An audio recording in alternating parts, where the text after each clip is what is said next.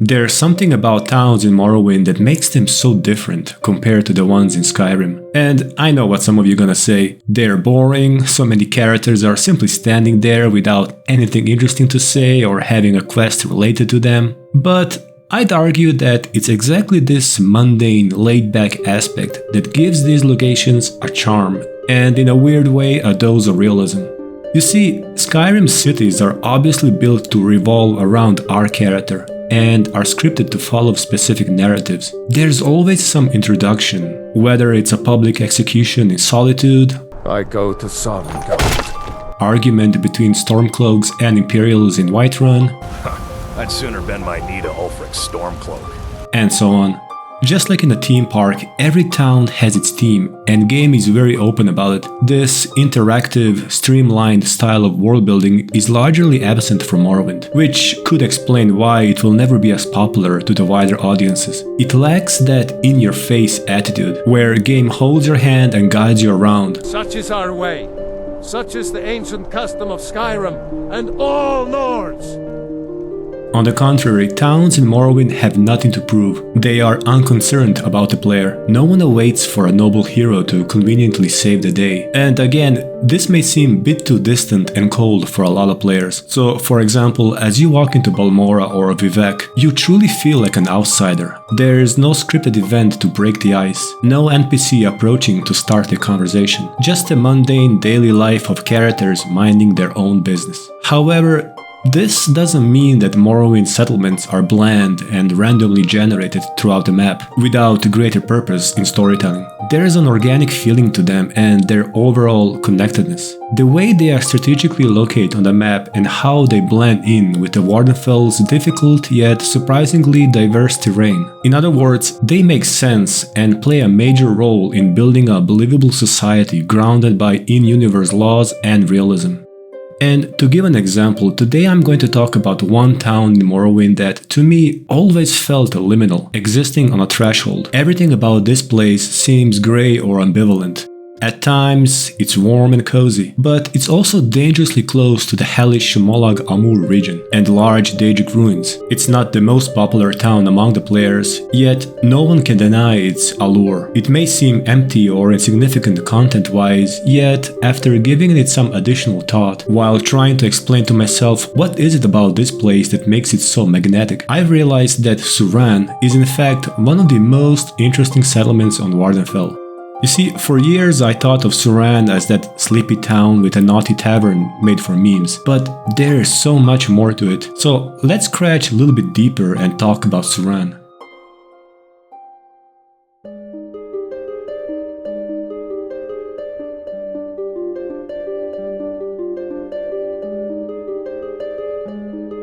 On a surface level, Suran is a typical Hlalu town, located in the northeastern corner of the fertile Ascadian Isles, medium-sized and seemingly tucked away from all the worries and troubles of Vvardenfell. And perhaps it's this apparent disconnectedness that gives Suran a unique charm. It's almost a tourist spot, a weekend getaway.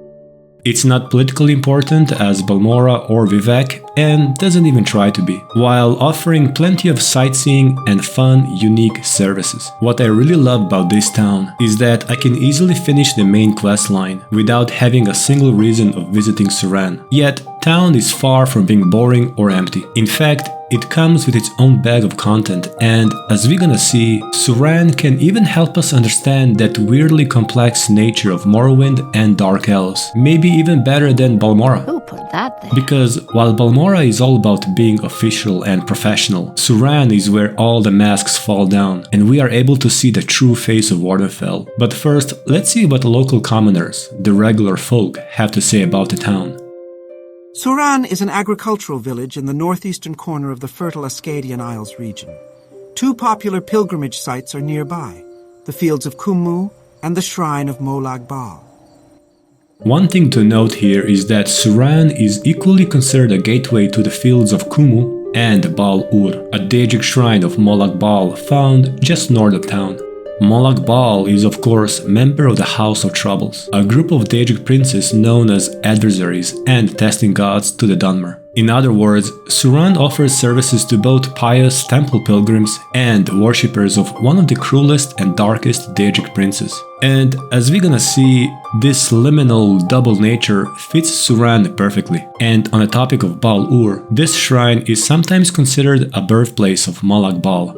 Now, Daedric princes, as far as I know, were never mortal, nor do they have birthplace, but I do have some theories on connection between the Daedra and the Morrowind's geography, specifically in terms of sacred geography. I may make a video on that in future, but for now, it's just an interesting side note in regards to Suran's unique placement and overall aura. Suran's name also contains a word dusk, sur. It just seems that everything points out the town's, let's say, unique status of a gateway between light and the day and the night, mortality and immortality, or something like that. But with that said, let's go back to the more mundane analysis of Suran's location. You see, Suran is conveniently placed between two largest and most important cities on Vvardenfell, Vivec and Balmora. And nothing personal against the north, but let's be real, it's the southern Vvardenfell, especially the green and pleasant Ascadian Isles, that are the most cosmopolitan, economically developed, culturally vibrant and civilized regions. Also, Suran being the Hlalu town means it's all about those shiny septims, and although smaller than Balmora, it has one big advantage: a port. And just to be clear, this piece of in-game dialogue clearly confirms it. It's a busy port on the north shore of Lake Masobi, in the northwest corner of the Ascadian Isles.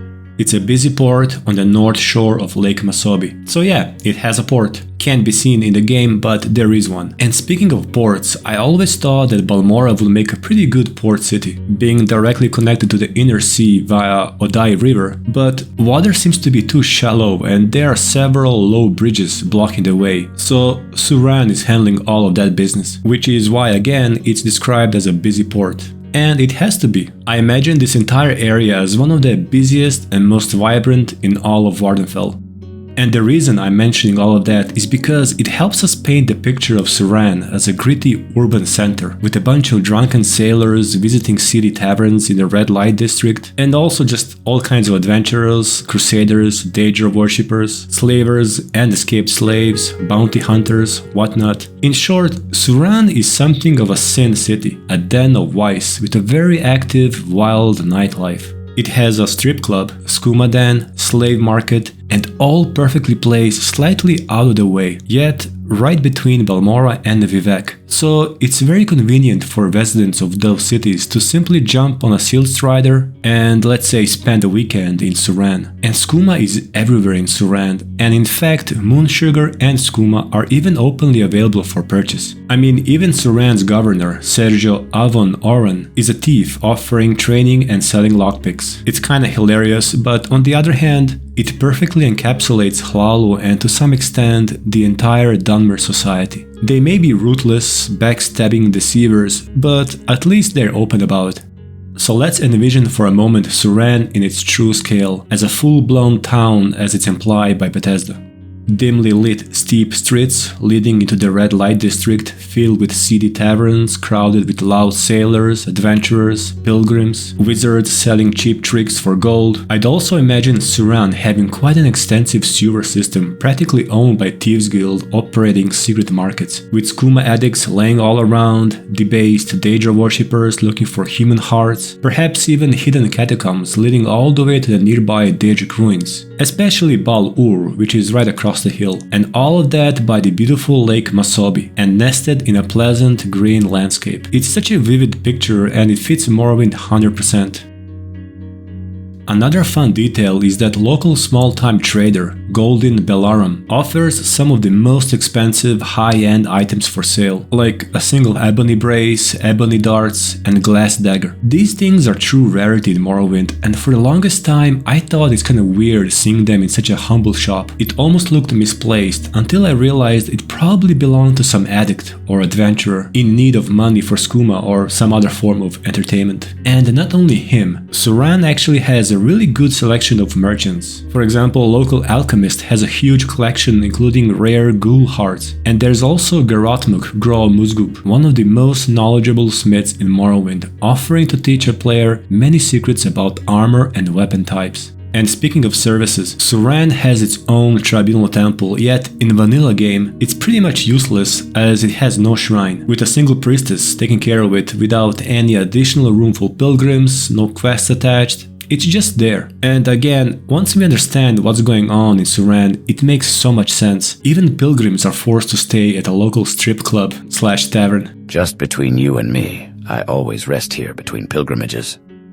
And then there's Suran's slave market. There are only a couple of such places, with a slave market in Tel Arun being the other one. The one in Suran is obviously used to supply numerous surrounding plantations with slaves. And I have to say, the area around the city always felt somewhat surreal, because on one hand, Ascadian Isles, and especially road leading to Suran, is one of the coziest, warmest looking regions in the entire game. Yet, this serene, pastoral landscape is filled with slave plantations, and there are even full-blown crime syndicates like Dran Plantation not far from Suran.